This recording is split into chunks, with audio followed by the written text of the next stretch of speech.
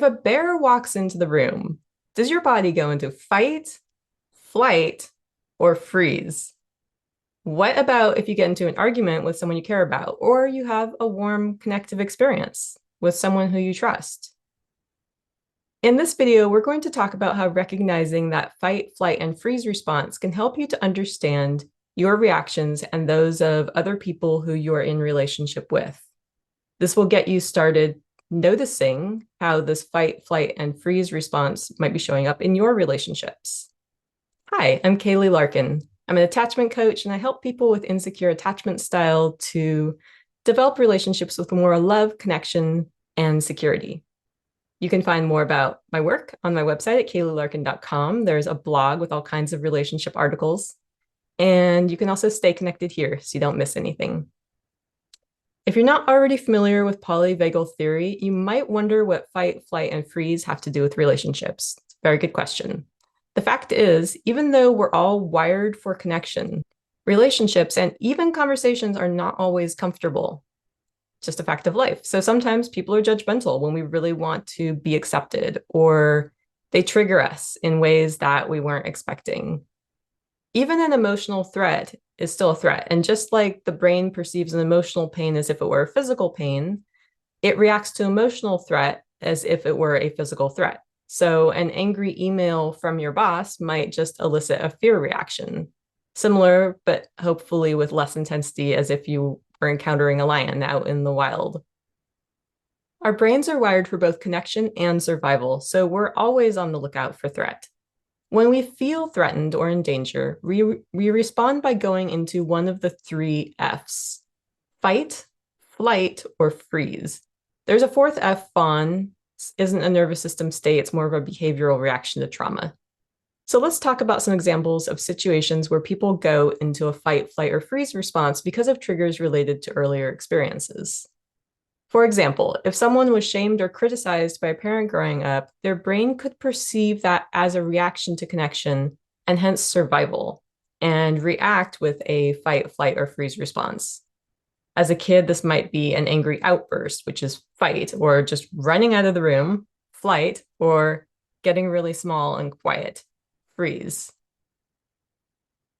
Now let's fast forward several decades or more, and someone's in an adult relationship. Their partner asks how they're feeling, but because in the past they experienced shaming or criticism, they've subconsciously learned to associate sharing feelings with danger, and they shut down or they find an excuse to do something else other than have a conversation about feelings. Similarly, if someone was abandoned by a parent as a child, they can be tuned into any potential abandonment in adult relationships.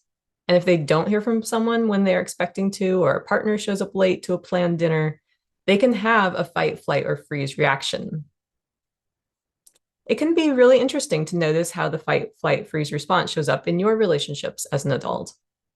Let's talk about what's happening in the body when we're having these kinds of fight, flight, or freeze reactions. We can subdivide the nervous system into voluntary and involuntary. Voluntary, like waving hello; involuntary, like your heart beating. The involuntary branch, or autonomic branch of the nervous system, also has two branches called sympathetic and parasympathetic. To simplify, sympathetic is fight or flight, parasympathetic is rest and digest. Dr. Stephen Porges, who's responsible for polyvagal theory, notes that the vagus nerve innervates muscles in the head, responsible for social engagement, helps us to see, helps us to hear, helps us to speak. So polyvagal theory divides the vagus into the ventral vagal branch of social engagement and the dorsal vagal branch, which responds to danger cues. We can talk about how we're doing in terms of the polyvagal ladder. If we're at the top of the polyvagal ladder, we are socially engaged, we're in ventral vagal, we feel safe, we feel ready to connect, ready to be social. It's a very nice connective feeling. We have calm, regular heart rate, relaxed, full breathing. We feel happy, we feel calm, present, open to connection.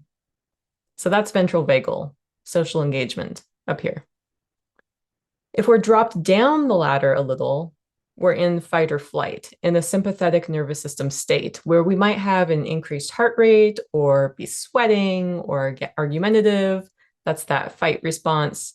or we want to just leave the room. That's the flight response. So that's sympathetic, fight or flight. And if we're all the way down the polyvagal ladder, we're in freeze, an immobilization response. Here we feel disconnected, numb, shut down. Sometimes people have trouble following conversation or speaking. You might think about stage fright when people just clam up. People describe it like wading through mud or just feeling confused. So that's dorsal vagal, all the way at the bottom of the polyvagal ladder, disconnection, freeze, shut down. So out of these three states, which one do you think would be best for communication and connection if you were going to have a conversation with a partner? Drop it in the chat. In the social engagement, of course, at the top of the polyvagal ladder, where you can see their body language cues, you can hear what they're saying easily, and you can interpret it from a safe place. Anywhere drop down that ladder, and that's where communication problems and arguments happen. So how do we get back up the polyvagal ladder into social engagement? Well, if we're by ourselves, there's a whole host of nervous system regulating activities that we can do, starting with something as simple as mindful breathing. So for example, we might breathe in and then exhale for a little bit longer. And this activates the parasympathetic, which helps us feel safer and brings us back up that polyvagal ladder. I will post a few resources in the description for this video, including my video on co-regulation with a partner. If you got something out of watching this, please hit the like button and subscribe button to get more useful content. Your support helps me reach more people. And if you know someone who would like this message, you can also click share to let them know. This is Kaylee Larkin, wishing you a beautiful relational journey.